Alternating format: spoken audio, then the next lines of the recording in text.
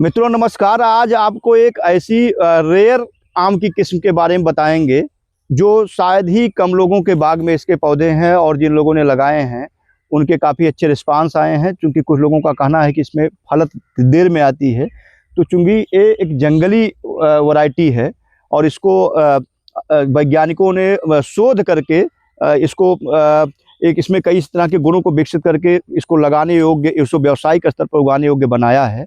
और इसका नाम है कस्तूरी आम। जैसा कि आप फूल, पत्तियां, टहनियाँ, ये सब कुछ जो देख रहे हैं, ये पूरी तरीके से कस्तूरी के रंग का है, गाढ़ा लाल है, इसको बैगनी भी कर सकते हैं। यानी इसके फल, इसका गूदा, इसकी पत्तियां, इसकी टहनियाँ, इसके तने, हर चीज़ इसका जो है रंगीन होता है। और इसमें बहुत सारे ऐसे औषधीय गुण पाए जाते हैं, इसमें ऐसे मेडिसिनल गुण पाए जाते हैं जो हमारे सेहत के लिए काफ़ी मुफीद माना जाता है। अगर इस आम की खूबी की बात करें तो इस आम के जो फलों की साइज़ है वो लगभग 200 से लेकर के 300 ग्राम तक इसका वजन पाया जाता है। ये एक बौनी प्रजाति है, और कैनोपी प्रबंधन अगर इसका कर दिया जाए तो निश्चित तौर पर इसकी देखभाल करना, इसमें कीट और बीमारियों का प्रबंधन करना भी आसान हो जाता है। जैसा कि आप इस पौधे को देख पा रहे हैं, क्योंकि इस पौधे में साइन लेने के लिए जो टहनियाँ हैं जिनसे नए पौधे तैयार किए जाएंगे, चूँकि ये मदर प्लांट है और लकी हाईटेक नर्सरी के प्रदर्शन प्रक्षेत्र में लगाया गया है। लेकिन पत्तियां कितनी खूबसूरत है, आप देखें, इतना मनमोहक पौधा है। मित्रों, जैसा कि आप सभी लोग जानते हैं, जो आम है वो एनाकार्डिसी फैमिली की है, लेकिन अगर इसके वानस्पतिक नाम की बात करें तो यह सामान्य आमों की तुलना में अलग है।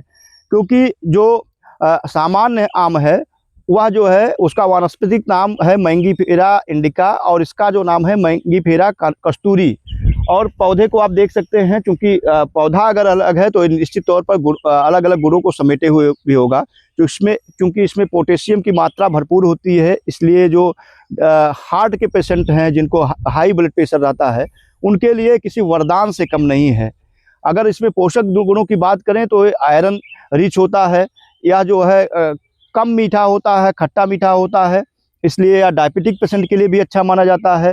और यह रोग प्रतिरोधक क्षमता, यानी हमारे शरीर में जो रोग होते हैं उनको बचाने के लिए इसमें जो ताकत होनी चाहिए, कुव्वत होनी चाहिए, उसकी क्षमता अधिक होती है। इसमें किसी तरीके के बैक्टीरिया, वायरस हमारे शरीर पर जब अटैक करते हैं, हम उसके संक्रमण में आते हैं, तो इसके उपयोग से उन बीमारियों से, उनसे होने वाली बीमारियों से ये बचाने का काम करता है। अगर पौधे के रोपण की बात करें तो जो कस्तूरी मैंगो है, या सामान्य आम की तरह इसको मानसून की सीजन में आसानी से रोपा जा सकता है, क्योंकि उस समय पौधे को बचाना आसान होता है, उसकी देखभाल करना आसान होता है।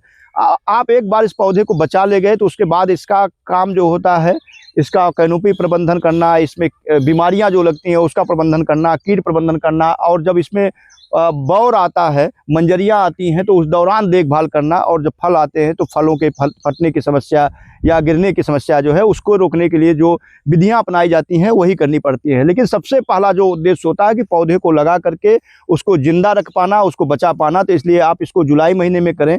अगर आप अच्छे से डेवलप करना चाहते हैं, अच्छे से पौधे को विकसित करना चाहते हैं, तो अभी भी समय है। आप इसको 1 घन मीटर का गड्ढा खोद लें।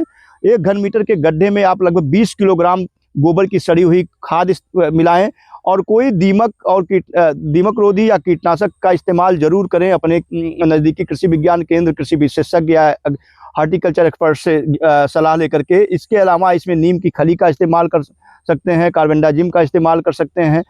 जो भी आपके विशेषज्ञ बताते हैं उन सारी चीज़ों का इस्तेमाल करते हुए गड्ढे की भराई करें। लेकिन गड्ढे की भराई करने के पहले लगभग 10 दिनों तक गड्ढे से निकाली गई मिट्टी को कड़ी धूप में जलाना जरूरी होता है, और जो नीचे की मिट्टी होती है उसे ऊपर करना है, ऊपर की मिट्टी जो है नीचे करनी होती है।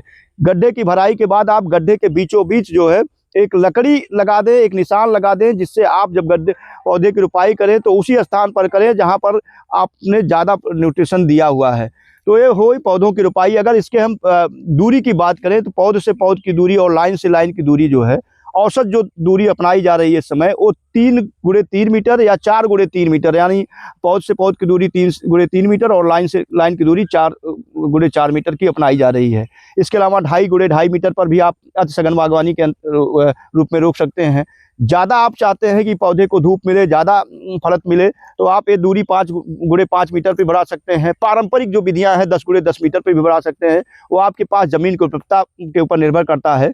लेकिन आजकल व्यावसायिक रूप से जो पौधे उगाए जा रहे हैं वो 5 गुणे 5 मीटर, 4 गुणे 3 मीटर, 3 गुणे 3 मीटर और 2.5 गुणे 2.5 मीटर की ही दूरी पर पौधे रोप करके उपजाए जा रहे हैं।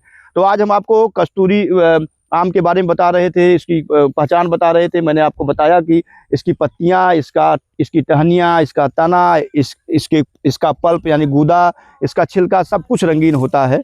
और एक जंगली प्रजाति है, तो निश्चित तौर पर जो प्राकृतिक रूप से पौधे तैयार किए गए हैं, जो प्रकृति से लेकर के पौधे तैयार किए गए हैं, उसमें प्रकृति के गुण निश्चित तौर पर विद्यमान होंगे और इस पौधे में, इस किस्म में भी विद्यमान है। पौधा अगर क्रय करना चाहते हैं तो इस सरकारी नर्सरियों पर इसकी उपलब्धता नहीं है, निजी नर्सरियों पर है। आप अपने नज़दीक के निजी नर्सरी से, जो विश्वसनीय निजी नर्सरी है, वहाँ से संपर्क कर सकते हैं। बाकी मैं जिस प्रदर्शन क्षेत्र में खड़ा हूँ, लकी हाईटेक नर्सरी, यहाँ पर भी इसके पौधों की उपलब्धता है, यहाँ से भी आप क्रय कर सकते हैं। आज का वीडियो कैसा लगा, इस किस्म के बारे में और भी जानना चाहते हैं तो हार्टी विशेषज्ञ कमेंट करिएगा। हार्टी विशेषज्ञ मंगला मौर्य जी कमेंट के जरिए आपको इसकी जानकारी देंगे।